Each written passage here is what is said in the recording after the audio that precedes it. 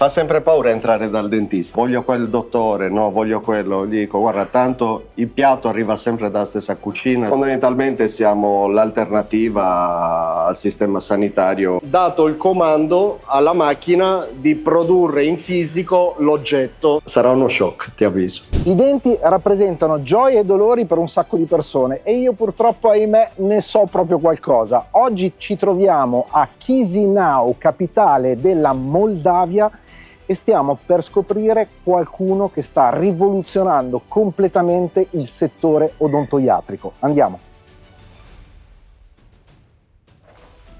Siamo protetti le scarpe. Eccoci, buongiorno. Vi ho visti arrivare, vi ho visti. Com'è? Fa sempre paura entrare dal dentista? Assolutamente sì. Ma io lo dico sempre, è un luogo di terrore questo, no? Io quello lo chiamo il miglio verde, questo corridoio. Quello che fra poco percorreremo. Eh già, per molti di noi il solo sentire la parola dentista provoca quel leggero stato d'ansia e di sudorazione sparsa. E io ne so qualcosa. Se poi alla paura aggiungiamo che per sederci su quella poltrona dobbiamo sborsare un sacco di soldi, ecco che il nostro morale è spacciato. Ma in questa puntata di Imprese ci addentreremo nel dietro le quinte di uno dei gruppi di policlinici odontoiatrici più all'avanguardia d'Europa e scopriremo come sia la paura che la spesa si possano abbassare moltissimo, pur mantenendo standard qualitativi di altissimo livello. A farci da cicerone in queste incredibili strutture sarà il dottor Corrado Palmas, che ci racconterà come lui e il suo socio siano riusciti in pochi anni a passare da 2 a oltre 68 poltrone dentistiche e da una piccola struttura a più policlinici sparsi in tutto l'est Europa. Parleremo quindi di turismo dentale e scopriremo come grazie all'uso dei video e di YouTube tutto questo sia diventato una realtà con oltre 500 collaboratori. Ma questa è un'impresa che ha originato una vera e propria impresa? Scopriamola insieme. Noi abbiamo detto che ci troviamo a Chisinau in Moldavia. Dove siamo esattamente?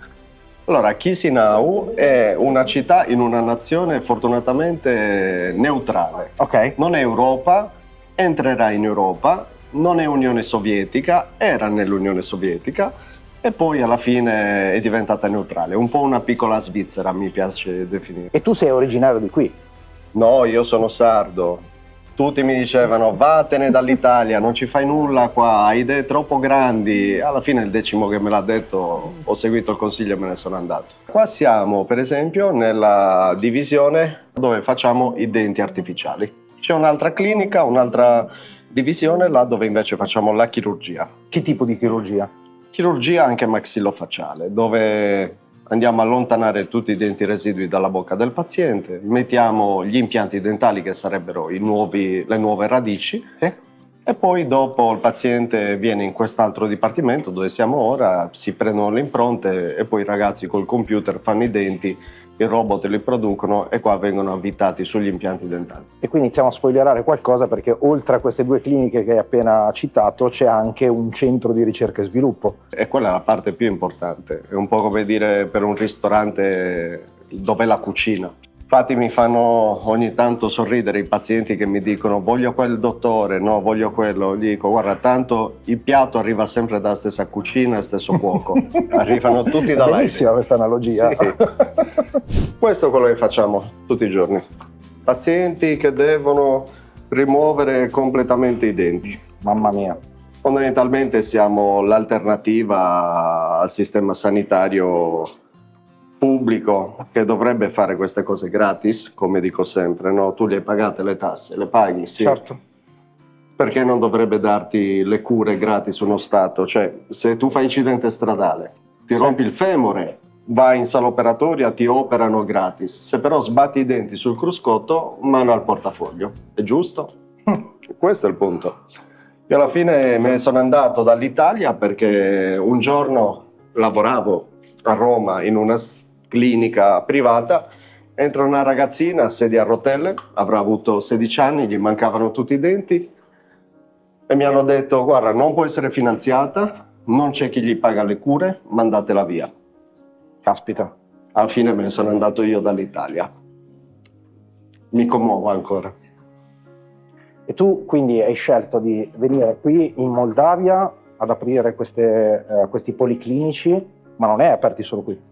Sono partito con una borsa di studio di 2.000 euro dall'Italia e me ne sono andato via. Dopo ho conosciuto Vadim, il mio socio, e all'inizio abbiamo fatto prima 2 poltrone dentistiche, poi 10, poi 20, oggi abbiamo superato le 68 poltrone dentistiche. Tutti 68. Tu immagina 68 dentisti che ora stanno lavorando mentre io sono qua a parlare con te. Tutti sopravvalutano quello che si può fare in un anno e tutti sottovalutano quello che invece puoi fare in 10 anni, in 15 anni. Questa è la cosa più importante. Sempre pensare che la vita è una maratona, non è una gara dei 100 metri. Certo. Quindi può sembrare tanto quello che ho fatto, le cliniche in Romania, Bucarest, Brasov, Iași, un'ultima clinica anche in Italia, Bergamo, Chișinău, 4 cliniche adesso. È una maratona sul lungo termine. Qua si mostrano i piani di cura al paziente, per esempio, con i modellini, l'aiuto dei modellini, e dovevamo realizzare una zona confortevole. In più, abbattendo già la barriera di paura, mostrando ai pazienti quello che si fa dentro allo studio dentistico. Avere i muri trasparenti, quindi vetri invece che muri, uno abbatte la paura del paziente che deve entrare, dei parenti che aspettano il paziente, e ci permette anche di filmare i dottori senza doverli disturbare. L'importanza di accendere i riflettori sull'equipe. Quando tu gli dai il palco, il microfono, le luci, si sentono delle star e vogliono competere l'uno con l'altro. E qua, come ben sai, siamo nell'era reputazionale. Noi non abbiamo cliniche competitor, per dire, in Italia. Molti dentisti italiani, per esempio, pensano Palmas è un mio competitor. Io non penso che loro siano miei competitor. Io penso ho altre 1000 cliniche nell'est Europa, in Bulgaria, Ungheria, Croazia, Albania, Turchia. Quelle sono i miei competitor. Io devo essere meglio di quelle. Per essere meglio di quelle devo avere i migliori cervelli, le migliori mani, e devo fare in modo che sul web si veda questa realtà, come filmando. Come dice Corrado, siamo nell'era reputazionale. Che cosa significa? Che viviamo in un contesto professionale dove la trasparenza e l'accesso immediato alle informazioni sono fondamentali. Quindi non basta più offrire un prodotto o un servizio di qualità, è altrettanto cruciale saperlo comunicare. Oggi, sempre di più, la reputazione di aziende e professionisti determina il loro successo o il loro fallimento. Pensiamo solo alle recensioni su Amazon. Comunicazione e marketing sono quindi strumenti strategici per costruire, mantenere e proteggere la propria reputazione. Si parla tanto di turismo dentale, di gente che va a farsi curare all'estero, nell'est Europa, eccetera, eccetera. C'è proprio lo stereotipo del pensare che finirò in uno scantinato o roba di questo tipo. E qui invece io vedo tecnologia, vedo avanguardia, vedo un livello che è incredibilmente alto. Si sta sviluppando una grande industria nell'est Europa. È un po' come era l'Italia degli anni 60-70. Certo. Sta crescendo così, ma non così. Non a caso l'Europa farà di tutto per tenerla dentro. Perché una volta che la Cina sarà chiusa, Moldavia, Ucraina, Turchia, quelle saranno le zone di produzione della nuova Europa. Come funziona quella che possiamo definire la customer journey, il percorso del cliente? Mi piace più chiamarlo cliente che paziente. No, è un paziente, delle volte impaziente, okay. Diciamo così, abbastanza impaziente. Pazienti locali in Moldavia o pazienti locali in Romania. Ci sono pazienti internazionali che vengono da Francia, Germania, Stati Uniti, anche dagli Emirati Arabi, Italia anche. Primo contatto è online. Una persona magari scopre nel proprio paese che deve fare un trattamento complesso, o non si fida dell'equipe che l'ha visitato, oppure il prezzo è esagerato, oppure, come nel caso dei pazienti VIP che vengono da me, sono persone che cercano una tecnologia che nel loro paese non trovano. Internet permette di essere trovati in tutto il mondo. In più, se tu hai, come noi siamo, il maggior numero di recensioni a livello europeo, è automatico che tutto il traffico arriva a te.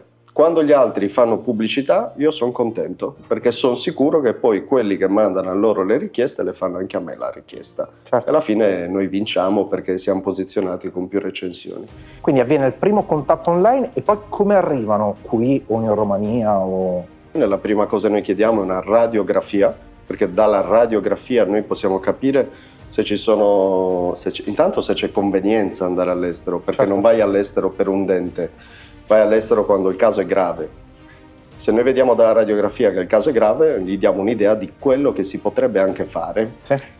scrivendo bene in chiaro, guarda che questa non sostituisce una visita medica, non può il medico al telefono. Va chiarito molto bene. Assolutamente, io sono contro la telemedicina, il medico che al telefono ti dice che problemi hai. Dalla radiografia non vedi se un dente fa male, Certo. non vedi se c'è sangue, vedi solo le ossa, Sì. non vedi la lingua, non vedi se è un paziente alto 2 metri o una signora alta 1,5 metri.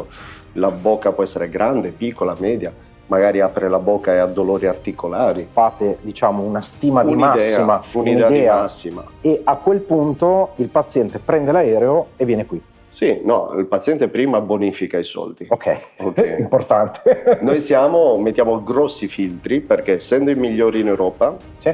avendo i prezzi tra i più bassi in Europa, quando il paziente ha deciso, lui deve pagare tutta la quotazione che abbiamo fatto a distanza prima di venire qua, una sorta di blocco escrow. Okay? Noi non incassiamo ancora i soldi.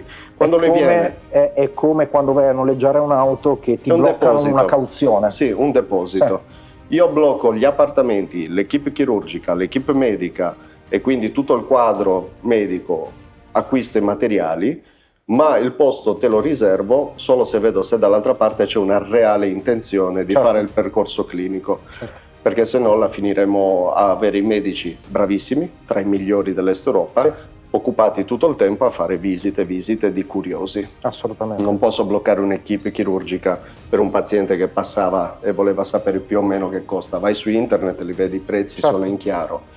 Nella maggior parte dei casi voi organizzate dei veri e propri viaggi di gruppo, non fate in modo che la persona Sì, si muova noi da sola. abbiamo pazienti che ogni giorno partono da diverse città, sia italiane che europee. E quando c'è un paziente magari che parte da Roma, entra in contatto con il nostro dipartimento logistico che lo mette in contatto con altri pazienti che partiranno da Roma. E questo aiuta a battere la paura. Una volta che arriva qua, eseguiamo la digitalizzazione completa del paziente, facciamo l'attack tridimensionale, scannerizziamo i denti, facciamo Che è quello che avete fatto fotografie. fare anche a me e ai Sì. ragazzi, tra l'altro. Abbiamo un piccolo Manabe digitale, poi ti metto in un pennino USB. Sì. E questo ci aiuta a valutare il caso del singolo paziente in equipe. Ok. Ovvero noi abbiamo una piattaforma in cloud dove carichiamo tutti i tuoi dati, la fotografia, le radiografie, le scansioni della tua bocca e più medici analizzano il tuo caso, il chirurgo, il protesista, il tecnico di laboratorio e vedono quello che si potrebbe fare. Perché uno da solo non può valutare un paziente, deve essere un lavoro di equipe. Certo. Andiamo a vedere la chirurgia? Andiamo. Qua si eseguono le chirurgie quelle più complesse, chirurgia maxillofacciale anche, impianti speciali per pazienti che non hanno più osso. Sì. E questa è stata la prima espansione che ho fatto della clinica. Ho iniziato con 3 poltrone, poi qua altre 4 e siamo passati a 7. Ok. Poi qua ho aggiunto altre 7 poltrone e poi abbiamo aperto sotto pandemia, ci siamo resi conto che ci serviva stare in città con altri aeroporti. Sì. Abbiamo aperto Iași, poi Bucarest, una delle città più connesse dell'Est Europa, e infine Brașov e poi ciliegina sulla torta anche Bergamo. Io ho sempre detto, se avessi aperto uno studio dentistico in Italia avrei messo fuori un cartello: ti sei curato all'estero? Noi mettiamo mano ai tuoi lavori, vieni qua. E questo abbiamo fatto. Ci sono tantissimi pazienti che negli anni hanno fatto i denti in Albania, in Croazia, Sì. in Romania, Bulgaria. Sono senza dentista questi. Possono venire da Dottor Palmas a Bergamo. Io sono un medico, ok? La mia filosofia è: se stai male devo curarti, non Certo. vado a vedere dove hai fatto i denti. Questa è la sala chirurgica, qua facciamo anche l'anestesia generale Una volta che il paziente si siede su questo lettino, viene intubato dal naso e inizia a dormire. Durante l'intervento l'equipe chirurgica esegue tutto quello che deve eseguire nella metà del tempo perché il paziente dorme. Una cosa questa che aiuta l'equipe, il medico e soprattutto la riuscita dell'intervento. Qui vedo una raccolta e una rassegna, cioè la stampa, i giornali, la televisione si sono interessati al tuo lavoro. Abbiamo sempre fatto una grande comunicazione online e anche offline perché comunicare bene aiuta a avere anche i migliori pazienti. Noi diamo il miglior servizio, ma selezioniamo anche i pazienti con cui vogliamo lavorare, perché delle volte con i peggiori clienti della palestra non si ottengono i risultati, non vengono gli addominali. Dall'altro lato hai bisogno di filtrare queste persone con una ottima comunicazione e avere i giornalisti dalla nostra parte, insomma, raccontargli la storia, portarli qua, fargli vivere l'esperienza, aiuta a comunicare poi la realtà delle cose, ovvero che non siamo dei terroristi, non siamo terzo mondo, non stiamo curando male le persone. Insomma, se abbiamo più di 10.000 recensioni, Google, Facebook, significa che di sostanza ce n'è. E quando la sostanza c'è, va comunicata ad alta voce. Le PR, ovvero le Public Relations, sono importantissime per supportare le attività di marketing aziendale. Attraverso una comunicazione strategica con i media, le PR amplificano la visibilità delle campagne, rafforzano la credibilità del marchio e posizionano l'azienda come leader di pensiero nel proprio settore. Le menzioni sui media e le interviste aiutano a costruire fiducia e autorità, creando un impatto duraturo e di prestigio. Inoltre, le PR permettono di gestire in modo efficace la reputazione, integrando e potenziando gli sforzi promozionali dell'azienda. Il problema che noi andiamo a curare qua è un problema genetico. E questa malattia, chiamata malattia parodontale o piorrea, è una predisposizione genetica che, guarda caso, 6 persone su 10 hanno. E stadi terminali di parodontite sono quelli che noi curiamo qua, ovvero persone che sono arrivati ormai a dover togliere tutti i denti. Queste persone delle volte scoprono di avere una malattia troppo tardi perché nessuno gliel'aveva mai detto. Come vedi, il modellino ha sovrapposti i denti del design ai tuoi denti. Ok? Lui ha fatto un'impronta in silicone del modellino in plastica, metterà qua una resina liquida che indurisce in 1 minuto e mezzo, la mette sui tuoi denti. Ok. Quando la toglie, la resina rimane incastrata sui tuoi denti, avrai il design 3D che hanno disegnato col computer, trasferisce la forma. A te lo specchio. Sarà uno shock, ti avviso. In più, in positivo.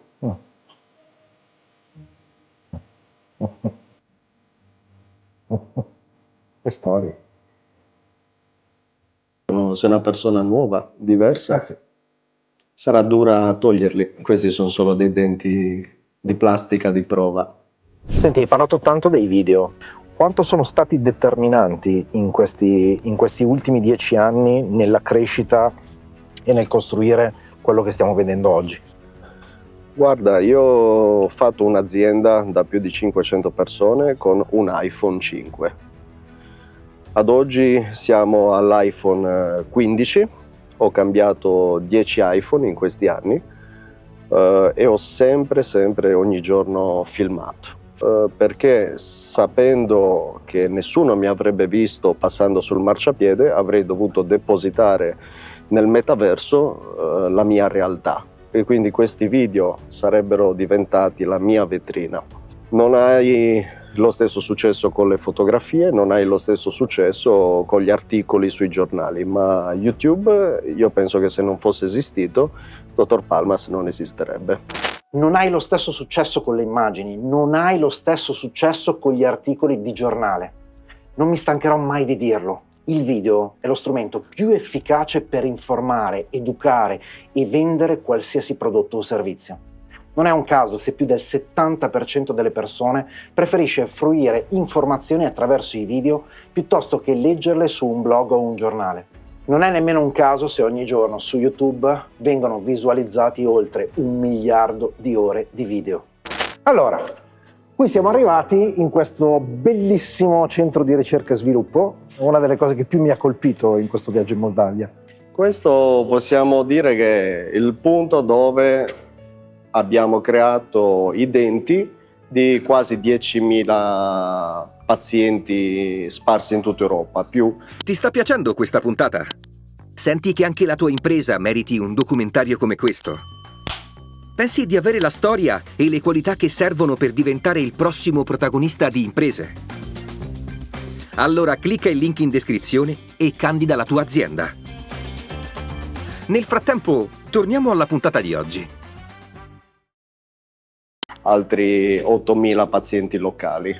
I lavori magari iniziano di là, procedono in una stanza, poi si spostano i denti in un'altra stanza. Qua per esempio vediamo la stanza dei designer. Che è una delle stanze che più mi ha colpito Sì, di questo impressiona, centro. è quella che impressiona tanto perché vedi il futuro di questa professione qua, come Vedi si lavora. l'applicazione dell'intelligenza artificiale, vedi l'applicazione del design e soprattutto vedi un sacco di persone. Tante persone che Cioè, un lavorano. sacco di designer alla fine. Questa è la sala robot. Perché questa, ragazzi, mi ha colpito in una maniera mostruosa. I ragazzi che disegnano i denti in 3D col computer, inviano il file in cloud, qua viene scaricato il file e dato il comando alla macchina di produrre in fisico l'oggetto tridimensionale. Questi che sono i blocchi in ceramica che vengono inseriti nel robot e le frese vanno a rimuovere da questo blocco tutto ciò che non serve come una scultura di pietra, sì. e rimangono alla fine i denti che vengono messi nella bocca del paziente. Sono sempre materiali che vengono dall'America, dall'Italia, sono gli stessi materiali alla fine che si usano in tutto il mondo. Ognuna di queste macchine più o meno che investimento prevede? 40.000 euro ogni macchina, più o meno, quelle sono sui 300.000 euro. Sì, abbiamo investito molti soldi, ho fatto il calcolo almeno 11 milioni di euro per questa divisione. Giusto per un recap rapido, per cui di là intelligenza artificiale, designer preparano il progetto, passano di qua, robotica realizza il prodotto semifinito e di conseguenza si passa ai laboratori dove viene assemblato. Assemblato e viene rifinito. Corretto. Fantastico. In tutto questo racconto, in tutta questa crescita, quello che in qualche modo mi ha colpito è che ugualmente in questi anni tu, anche da un punto di vista di marketing, ugualmente sei cresciuto in maniera mostruosa e tanti dei risultati che hai costruito fino ad oggi arrivano proprio dal marketing. Come mai hai deciso di ingaggiarci? Allora, io prima di ingaggiarvi, diciamo, ho anche guardato qualche video su di voi, quindi già vi conoscevo. E ciò che però ritengo sia stato determinante la completezza di team che avevate, che non ho trovato negli altri. E soprattutto quanti clienti già stavate servendo, perché uno può essere anche bravo, ma se arrivi e in sala d'attesa ci sono 1000 clienti, può essere pericoloso. Chi inizia, parliamo di microimprese, Sì. devono fare marketing internamente. In fase di startup le strategie sono differenti dalle strategie che devi adottare in fase di crescita. Scale up si dice. Quando l'azienda addirittura è una multinazionale, ha bisogno di altre strategie ancora. Non puoi usare in multinazionale, la fase in cui siamo noi oggi, strategie di startup. Quando inizi a non conoscere più i nomi dei dipendenti, hai bisogno di cercare i numeri 1 al mondo, pagarli per insegnarti le cose e non assumere persone pagate poco per insegnare tu a loro cosa devono fare. Certo. Nella prima fase di un'azienda si sta giocando a diventare adulti. Ma a un certo punto, quando diventi adulto e hai figli di cui ti devi anche prendere cura, gli devi garantire un futuro, che sono poi tutte queste 500 famiglie, è importante prendere scelte responsabili, non sopravvalutarsi mai, perché non si può essere dei tutologi. Ciò che va bene, ripeto, in startup non è detto che funziona 5 anni dopo, 10 anni dopo. Se io dovessi oggi rifare esattamente le stesse cose che ho fatto 10-12 anni fa, ti assicuro fallirei. Qual è stato il momento più difficile e come l'hai superato? Quando scoppiò la pandemia, avevamo pazienti già prenotati da febbraio a giugno e vedevo il calendario apparire linee rosse, cancellato, cancellato, cancellato, cancellato. Avevamo 120 dipendenti, 400-500 mila euro al mese di costi fissi da sostenere, e lì pensai facciamo crack, saltiamo per aria. Abbiamo deciso di accelerare perché fui ispirato dalla storia di Wizz Air, che ha un CEO secondo me fenomenale, che è stata l'unica compagnia in pandemia a aumentare il numero dei voli subito dopo. Fai l'opposto di quello che farebbero gli altri. Gli altri sono andati tutti ad arroccare, paura, nessuno investiva. Io invece sotto pandemia ho deciso di espandere gli spazi, espandere il numero delle poltrone, tenere i dipendenti e indebitarmi con la banca. Subito dopo che la pandemia passata hanno rimesso i primi aerei, ho avuto l'effetto rebound, ma avevo la capacità di fare il doppio, il triplo della produzione di quello che non potevano fare gli altri, e ho fatto assopiglia tutto. La spinta interiore di andare verso la crescita è determinante per ogni imprenditore. Il giorno che tu ti accorgi che non stai crescendo rispetto al giorno prima, significa che hai imboccato la strada della decrescita e della morte, della depressione. E già questo è un ottimo suggerimento, ma te lo chiedo ulteriormente. Qual è il suggerimento che vuoi lasciare a tutti quegli imprenditori che in questo momento stanno guardando questa puntata e che magari o si trovano in un momento di impasse o stanno per lanciarsi in una nuova avventura o sono in dubbio nel prendere una decisione strategica, eccetera? Qual è, da tutta la tua esperienza, quello che dici, questo per me è la cosa più importante a cui faccio fede? Aspetta, tra un istante arriviamo al consiglio che Corrado si sente dare a chiunque voglia fare impresa. Prima però cerchiamo di riassumere le lezioni più significative che abbiamo appreso da questa esperienza e che ci fanno affermare che sì, questa è un'impresa che ha originato una vera e propria impresa. 1. La vita è una maratona.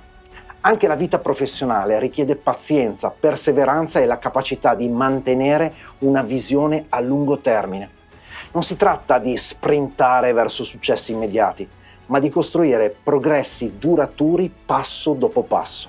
I risultati più significativi si ottengono con costanza e dedizione, non con la ricerca di gratificazioni istantanee. 2. Siamo fatti per evolverci. Così come per qualsiasi essere umano, anche nel mondo aziendale la crescita non è un'opzione, ma una necessità. Se un'azienda non cresce, non sta semplicemente stagnando, ma regredendo. L'inerzia e la mancanza di innovazione segnano l'inizio di un declino inevitabile. 3. Circondati dei migliori. Se è vero che in una fase di startup puoi occuparti di quasi tutte le aree aziendali, quando sei in fase di crescita devi avere l'abilità di scegliere le persone giuste. E i migliori collaboratori e consulenti non sono quelli a cui devi insegnare, ma quelli da cui puoi imparare e che nel lungo periodo ti renderanno inutile all'azienda. Ma ci sono tanti altri spunti in questa puntata e mi piacerebbe leggere nei commenti qui sotto quelli che avete trovato più interessanti e magari quelli che applicherete da domani nelle vostre attività. Nel frattempo, mi raccomando, lasciate un like, iscrivetevi al canale e condividete questa puntata, perché la settimana prossima ci sarà una delle nostre puntate speciali dedicate a temi specifici che stanno a cuore ad aziende e imprenditori. Nello specifico, il tema della prossima puntata sarà il tanto agognato passaggio generazionale. Abbiamo selezionato alcune aziende che hanno dovuto fronteggiare questo passaggio e, seguendo il loro racconto, potrete capire come e se ci siano riuscite. Tutto questo nella prossima puntata di Imprese.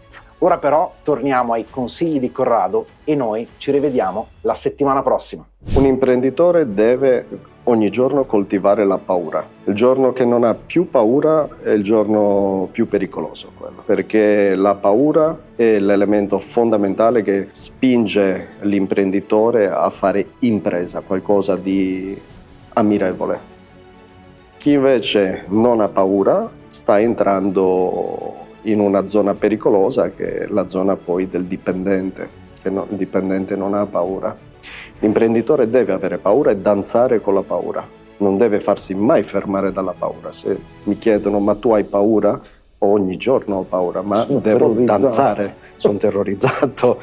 Ok, ma devi danzare con la paura, mai opporre, io faccio sempre questo gesto, mai opporre resistenza alla paura, ma ci devi danzare con la paura. I veri imprenditori hanno necessità del movimento della paura, perché solo con la paura decidono di battersi sul petto e lanciarsi dalla scogliera e tuffarsi da 60 metri. Giusto per tutti coloro che hanno guardato questo documentario, per poter entrare in contatto con te, più che con te, con la vostra realtà, poter approfondire, eccetera. La prima cosa io consiglio è mandare una radiografia e venire con la mente aperta, che è quello che bisogna fare sempre prima, è una diagnosi, una visita seria, approfondita, in equipe. Certo. A distanza non è possibile fare un preventivo esatto, ecco. Ma sappiate che state venendo nella clinica dell'Est Europa con più recensioni d'Europa, migliori.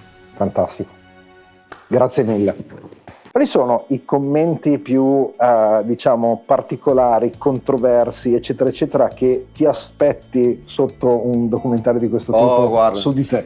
Ho letto di tutto negli anni. Dietro Palmas c'è la mafia. Riciclatore di soldi all'estero. Qui di fianco abbiamo dei denti e qui... E questo è il Mirto Palmas. Cosa